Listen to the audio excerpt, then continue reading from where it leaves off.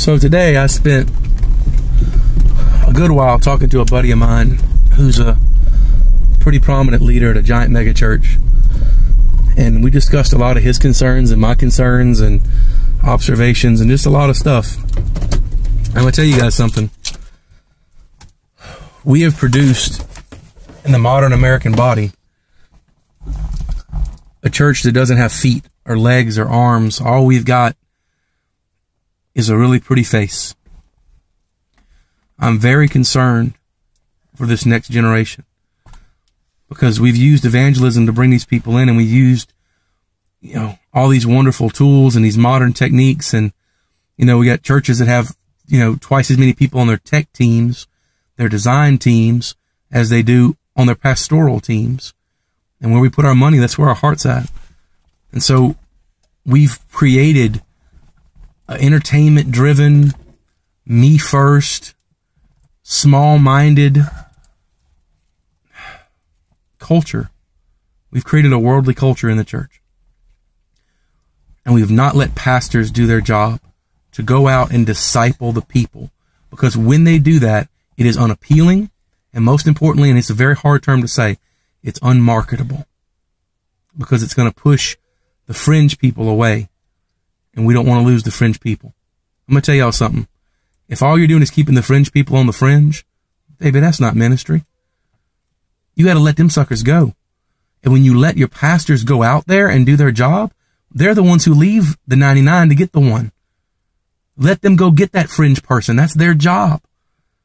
Pastor is where we get the term pasture. It's so linked. Excuse me, I'm sick. Into even the etymology of the words are linked together. They're a shepherd. Let them shepherd for the love of God. Just please let them shepherd the people.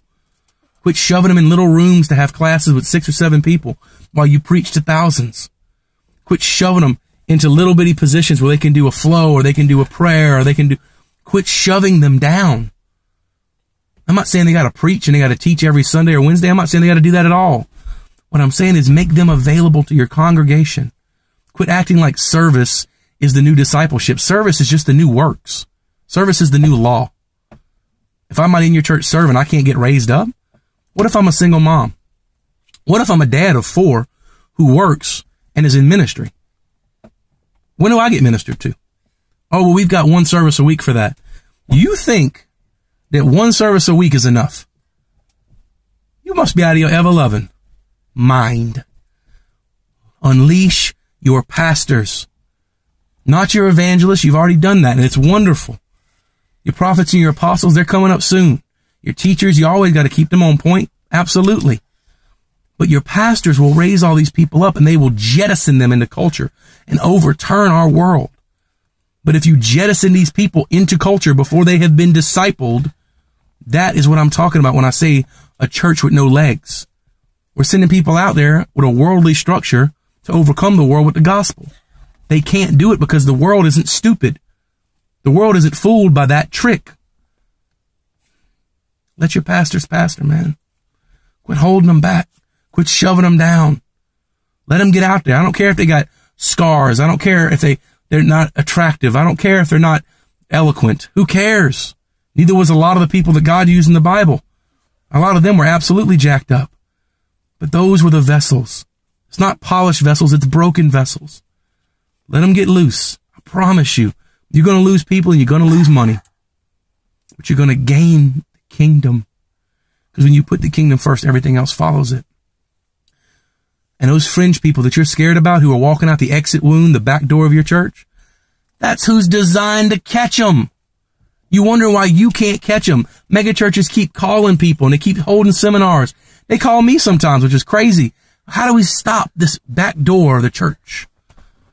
Unleash the people who guard the door. Evangelists are too busy being in the front of the crowd, which is where they belong. Let the pastors guard the gate. Evangelists don't sleep in front of the sheep gate much. A pastor, you can't get them up from it. Unleash your pastors to do their job.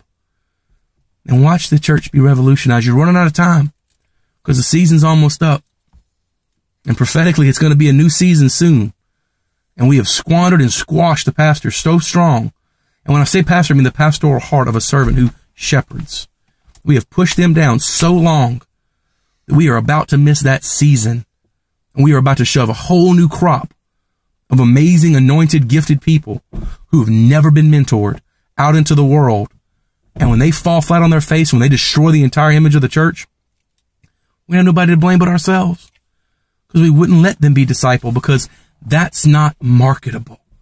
And I know you got groups, and baby, I know, I understand, but you still got this huge back door in the back of your church, don't you? Oh, I know you got classes and you got service, and I know you got it, but you still got a huge back door in the back of your church, don't you? You can't keep them with evangelism. You win them with evangelism. You keep them with relationship, and you don't know how to do it because you're not geared for it. Quit pastorizing people because they're pretty and because they're marketable, and then wondering why they got a big group that's 15 miles wide and a half an inch deep. It's the same reason your church is like that, brother. I'm not mad at you. I love you. But we're not looking at the reality of it. We're raising up weak soldiers. We're raising up the kind of soldiers that Gideon had to send back to camp. There's always going to be a remnant, but it's our job to make the remnant crazy strong, not anemic. Again, I just ask that you would pray. I ask that you would seek the Lord. Not that I'm right, but that God's right, and I might have a point. I might be speaking for him, and I might be wrong about some of this. That's definitely possible. I'm wrong all the time. But if even half of this is true, we're doing a terrible job in the American church, and I'm scared for us. If even half of this is true, isn't it worth praying about? I promise you, this isn't something I say flippantly or something I say jaded or bitter. This is something I say because I'm tired of watching great men and women of God slaughtered by complacency and neglect, when all they ever wanted was just a relationship that they could model their life after, was just a marriage that they could say, I know how to do that because I've seen them do it. Parenting, they could say, well, I've seen my pastor. I've seen a dude is 15 rungs down from the pastor. Anybody. I've seen it done, so I can do it. Quit promoting giftings and promote callings. Quit promoting personalities and promote people who've got the heart of God. We all love to talk about how David was a man after God's own heart, but then we promote people for the reasons David was promoted that had nothing to do with his heart. He was promoted because he was pretty. He was promoted because he was a great warrior. He was promoted because he, was a great lyrist and a lyricist.